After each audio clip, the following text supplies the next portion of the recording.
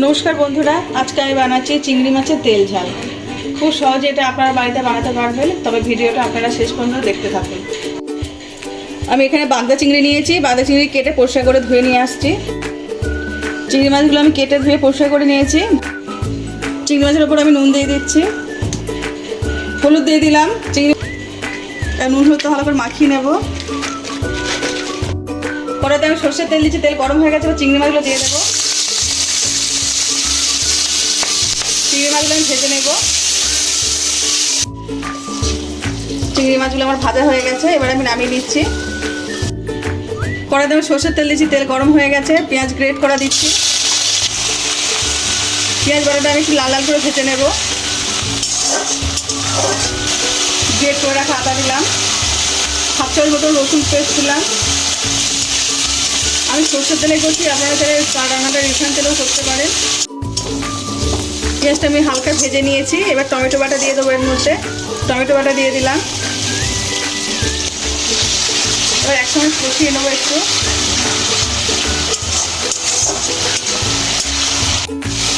পরিমাণ মতন হলুদ গুঁড়ো দিয়ে দিচ্ছি, 1/2 চামচ মতন ধনের গুঁড়ো দিলাম, 1/2 চামচ মতন জিরের গুঁড়ো দিলাম, 1/2 চামচ মতন লঙ্কার গুঁড়ো দিলাম, স্বাদ মতো নুন দিয়ে দিচ্ছি। মশলাটা একসঙ্গে কষিয়ে নেব। ভালো করে মশলাটা কষিয়ে নেব।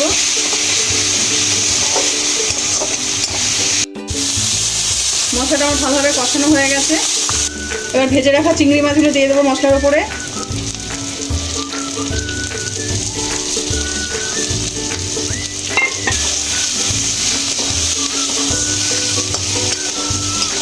চিংড়ি মাছের সাথে মশলাটা ভালোভাবে কষিয়ে নেব।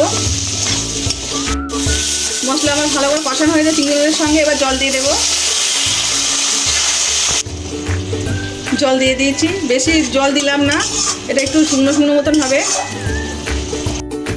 চিংড়ি মাছের ঝাল আমার হয়ে গেছে, ওপর থেকে আমি ধনে পাতা ছড়িয়ে দিচ্ছি। এবার আমি নামিয়ে নেব।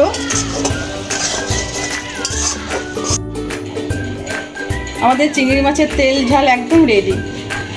দেখলেন কত সহজে বাড়িতে বানিয়ে ফেললাম। আপনারা চাইলে আমার রেসিপিটা ফলো করে বাড়িতে বানাতে পারবেন। আজকে আমার এই রান্নাটা যদি আপনাদের ভালো লেগে থাকে তাহলে লাইক করে দেবেন, শেয়ার করে দেবেন, কেমন হয়েছে কমেন্টে জানাবেন। আবার নতুন রান্না পেতে গেলে আমার চ্যানেলটা সাবস্ক্রাইব করে দেবেন।